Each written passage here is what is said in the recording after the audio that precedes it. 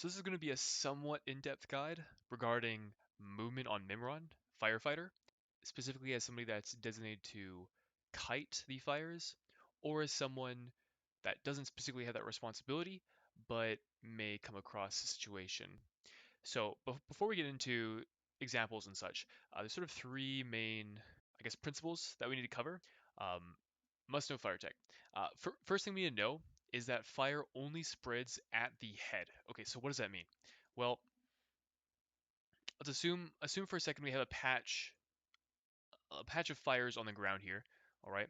And we'll call the head of this line of fire, or we'll make it this enlarged fire icon, okay? So when I say head, I refer to the most updated position of the fire. So for example, if it was moving towards a paladin that was standing over here, it's slowly going to have grown to the right, and the most recent patch is going to be this big head. All right. So let's assume that we have this patch of fire on the ground. How it got there doesn't really matter. Now assume that we have a hunter that's somewhere over here, okay? And there's nobody else near this fire patch. So the fire is going to head towards the hunter, but where is it going to grow from? It's always going to grow from the head. So just use some random icon here. It'll grow something like this. The next patch will look something like this. And if assuming that hunter doesn't move, it's going to continue growing until it reaches the hunter. And this is true all the time. So if the hunter is standing right next to the tail of this fire, they're at no risk of getting or immediately hit because the head is further away. So that's one. Two, fire spreads to the nearest player. So again, if we have a hunter that's really close to the tail here, and a warlock that's further away from the fire but closer to the head, the fire will again spread towards the warlock until it eventually reaches the warlock, assuming the warlock doesn't move. Three, the fire has a hard cap, and essentially once capped, fire no longer spreads. Okay, well, what do I mean by a hard cap? What I mean is that all the fire in the room will no longer spread. So if let's say this patch of fire here was formerly spreading, and then it appeared right as trying to chase whoever the nearest player was, say it's some druid over here, um, but we reach cap. As a result, this fire will no longer spread. It just becomes a normal residual fire and it stays on the ground. Now, what's interesting about these residual fires is that they will not move for the rest of the encounter. They will never go away unless Mimiron himself uses an ability to purge that fire. There are several abilities that Mimiron has that can achieve this, but in essence, this fire it's literally just fire on the ground. It doesn't spread, it doesn't do anything. So let's talk about movement here as a ranger healer, and specifically someone that is assigned to try and kite the fires and how to achieve that. So the first kind of uh, attempt I want to look at here is from our first 25-minute attempt of Firefighter last Thursday. Now I think we have Tamer kiting the fire here, and this is our first attempt. It does get better after this, but this does raise a fairly this does highlight something that I want to cover. So anyways, you can see our hunter in the top left corner of the screen here. He's doing fine. We all run out of the corner. He's coalescing the heads of the fires together so that they can form more a tighter stack, which is good. That's essentially what we want. But what we're going to notice here is that somewhere along the lines with him kiting, the other range DPS here that are running up to the wall end up closer to the head than the hunter is, and we'll see that here. So you see a patch develop there. Now, I'll just keep playing the video. Uh, Other range end up closer, and it doesn't immediately spread into the range that are standing to the left here. But the problem with this is that we are in a very bad position for a shock blast. If we were to get one in the next 5 seconds or so, these range DPS are going to struggle to get out. Additionally, it's going to increase the amount that the tank has to move to get away. Because if that fire starts creeping up on the melee, the tank has to move. Otherwise, if the melee can't be on the boss, we're missing uptime. We're getting closer to the berserk timer. We're essentially making the fight more difficult than it needs to be. And this is bad. We want to try and give our tank and the melee as much space as possible, because if the fire encroaches on Flame Leviathan and the tank, what we're going to find is that the tank's going to have to move more, which in turn is going to have to make all the range DPS and healers move more. So we're going to hence lose out on DPS. And if this comes at a crucial moment, like a Plasma Blast on the tank, where we don't have that sustained healing, all of a sudden our tank falls over and then we're hooped. But it's also important that whoever's cutting the fire doesn't ever end up too close to the tank, or tries not to end up too close. And the reason for that is you can end up in a situation where the tank, here's Mimiron, there's Flame Leviathan, or whatever phase he's in, okay? This is especially relevant for phase 1, so we'll just think of it as Flame Leviathan, and our tank, right? If the person who's cutting the fire, assume it's our hunter that was in the video, is cutting it in the direction of the tank, uh, the, the tank's going to want to move further away than if the fires were coalesced in a better position. Because uh, if they're too close, I mean, we're not giving enough room to our range and healers in order to get out for shock blast, because a lot of our range DPS and healers will be positioned behind the boss just by virtue of us dragging the boss away. And just for reference, we're generally going around the room clockwise or counterclockwise sometimes. Um, and so what ends up happening is you can end up in a situation where the tank's going to have to then do a big move in order to get away. It's something like this, okay? I'm going to exaggerate this positioning here, but it's and there's a reason for this, so I'll get to it. And so everyone moves. The kiter also wants to move because it's going to move towards the closest person in the raid. As long as you're closer than everyone else, you still want to damage the boss, and so you're going to be moving up. Hence, the fire is going to start cutting across the room in order to reach you.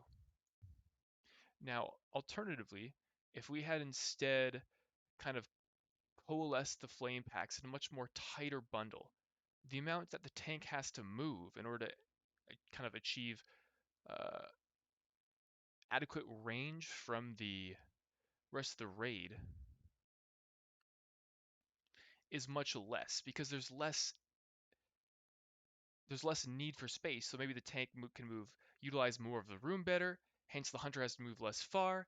Hence, the fire will stay on the edge of the room. All right, here I'll exaggerate this movement again, so the hunter moves closer. Right, the fire is not going to cut across the middle like it formerly was, where right you had it going across the middle. Instead, going to stay around the perimeter. Now this is important because come phase 2, we really need the center of the room to be open. When I say the center, I'm kind of meaning like this. We want at least a ring of approximate size to be available, such that we can fit our other range DPS classes in this ring and spread them out fairly evenly. If we can achieve something like this, then we're really setting ourselves up for success a lot better, because the damage that goes out in phase 2 can be heavily mitigated by having our raids spread out around the boss. But again, if we're in a situation where, I'll exaggerate this very heavily, okay? So instead, it's something like the following, right? Well, all of a sudden, it becomes a lot more difficult for us to spread in this general ring because there's fires inhibiting our path. And if we have the range DPS are going to have to try and squeeze in here, are not going to have as much room to work with. Now, this is a problem for a few reasons, but the biggest one is that the closer the fire is to the middle, when in phase 2, Mimiron will cast Frostbomb in some area, which will usually be one side of the room, which all the fire is coalesced.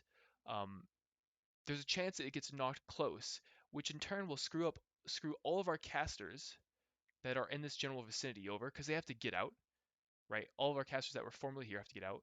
Our melee that are attacking the boss from wherever may have to run out, depending how close it is. Usually they can run to the opposite side of the boss, but if it's too close, again, they have to run out.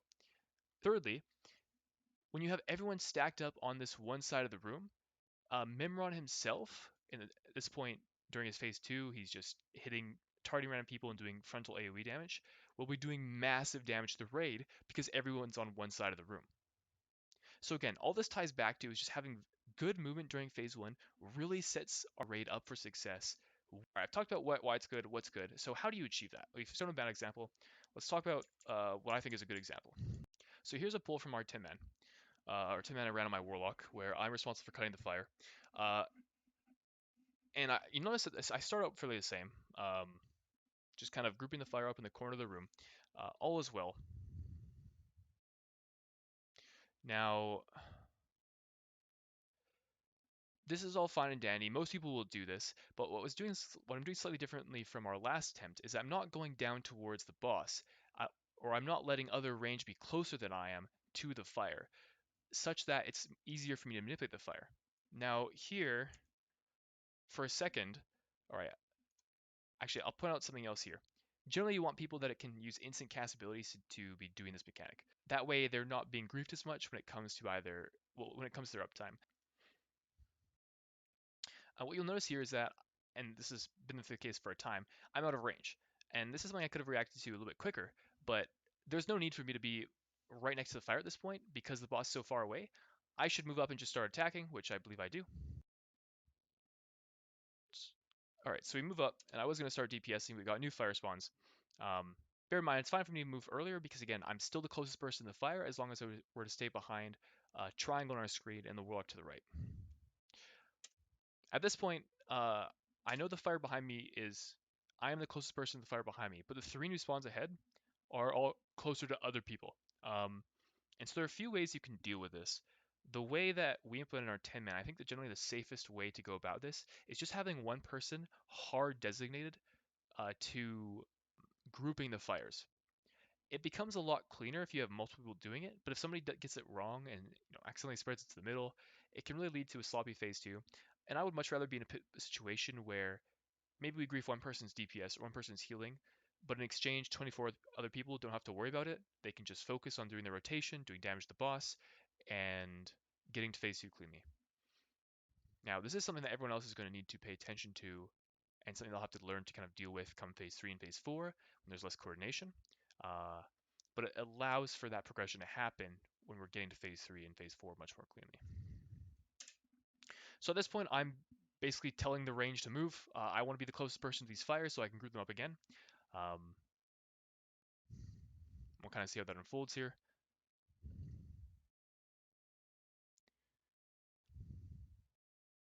Let me get the flame suppression. All right, so that's essentially the idea you're going for, where you always want to be the closest person to the fire. You want to group up as well best as possible. Then when new fires spawn, you want to move towards them. Since the fires you grouped up behind you are already in a good spot, and then you just rinse and repeat with the fires that are ahead. So it's a pretty good spawn here. These are fairly easy to group. Everyone else moves away.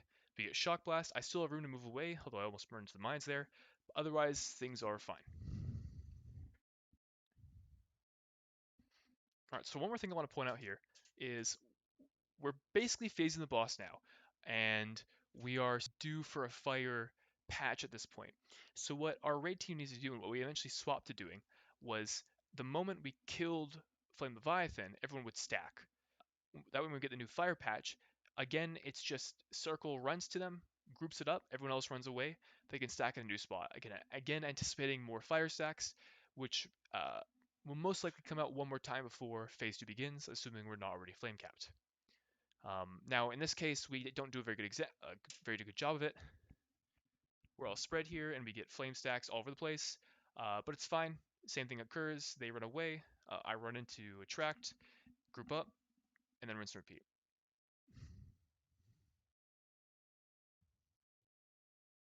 So here's some downtime during the phases. It's a really good point for Warlocks to drop new Healthstones.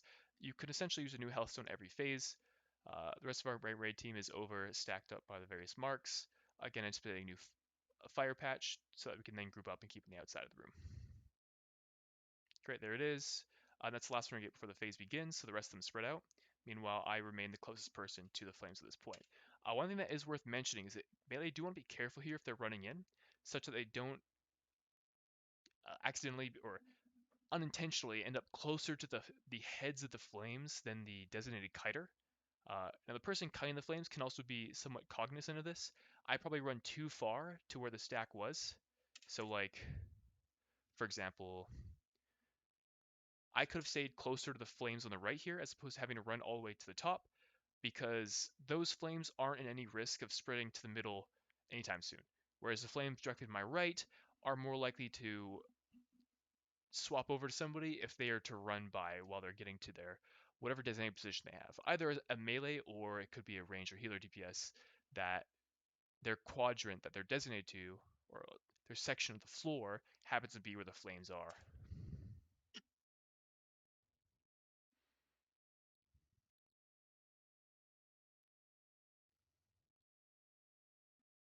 Right, so, and then we end up with this. We end up flame capped here. I'm not getting any more spreads. We've reached the maximum flame count of fires on the ground, and this is a fairly okay stack. Most of the flames on the outside of the edge. We did get a couple kind of sneaking in towards the center of the room. And again, if you remember back to when we killed Flame Leviathan and everyone was loosely spread, unfortunately because we didn't stack there, we had some less than ideal fire patches spawn on the ground. So again, this is something we can control and improve upon, just having people stack up better or anticipate that. But in essence, because of what we did in phase one, we now have the entire air section around the boss to group up and spread, which again is important because of how the boss does damage during this phase and the amount of damage going out. So you'll see here, I just run and position myself right behind the fire, assuming that everyone else is going to spread and fill in the gaps to the left and to the right. Um, and so again, something that could be done better here is, and so there's something range healers need to pay attention to, is trying to utilize this space better. There we have, I think, 3 range DPS directly across from me, and then healer to my right, 1 DPS to my left. So that spread could be better, but it's not the end of the world.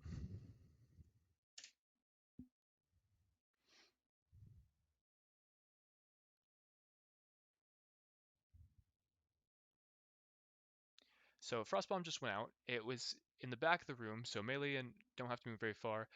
I did move. Circle moved a little bit away, and this is somewhat necessary because, I mean, some movement will probably be inevitable, especially if you're somebody that's positioned on that side of the room. But that's fine. You just move out of the way, then run back to your position. At this point and throughout the rest of phase two, there isn't really a designated fire soaker at this point in the fight. You might have your tank do it, since the tank doesn't really do anything this phase, uh, if they're not helping DPS, but any new fires that spawn will start spreading this phase. Additionally, you'll see that the old fires that weren't cleared by the frost bomb, specifically the fires that are just to the top left of your screen here and the top right, they're not spreading because again, these fires, these flames had reached cap and they're dead now. They pose zero risk and will either just stay there idle the rest of the fight, or they will be cleared by one of Mimiron's many fire clearing abilities. So it's none of our concern. We leave it there and you just continue on with the fight. Now here we get flames in the melee. Phase 2 Mimiron has an ability that will auto clear fires in the melee every like 10-15 seconds. So if you end up with some bad spreads, so either maybe melee end up closer to the fires, or the range, you have a range that's in that area that isn't doing a good job of spreading them, you can get away with it. Melee just might be restricted to where they can move, but eventually they'll have that space freed up. What is important is that you try to move that away from the melee, which is what you'll see Circle doing here. And so there's the ability that cleared the fire under Mimiron, since there was another fire patch there that I wasn't able to get to, and no other range DPS was able to pull away. And he just cleared it. I decided to add a voiceover section. The recording, I'm kind of incoherent at this point in the video. So there are sort of two main things I want to cover and summarize looking at this fight. One is the self-clearing ability that Phase 2 Mimiron has. And what we'll notice is that Mimiron actually clears that most recent head patch. And as a result, there is no longer any active spreading fire from that spawn. So I could have moved away here from the fire patch to my left, and there would have been no risk of that spreading anywhere else. So that's kind of a hack you can incorporate during this phase. If you can just, as a ranged kiter, or as a ranged DPS or healer, if you can just barely bring that fire to the edge of where the melee are, such that you're not inhibiting their movement, but it's close enough to where Phase 2 Mimiron will clear that. You can just nullify that fire. And it makes the room a lot cleaner, and it prevents you from having to kite as much. So that is something you can work with. It is kind of precarious to pull off, however, so if you're unsure about it, generally I would just suggest kiting it away from melee. And in essence, what this fight boils down to is just making good decisions. And you can achieve that through better understanding how these fire mechanics work and what you can do in these different situations. In Phase 3 and Phase 4, there's much less structure. A lot of it is just trying to move together with the group in Phase 3, and in Phase 4, you're again moving together with the group, but trying to be spread around the boss. So it's a lot more free for all. A lot more people are going to have to deal with their own fire stacks that will be spreading towards them. And that's just something people are going to have to get used to. But again, what this video aims to accomplish is setting up our raid to have a cleaner Phase 1 and Phase 2, such that we can see more Phase 3 and Phase 4 progression.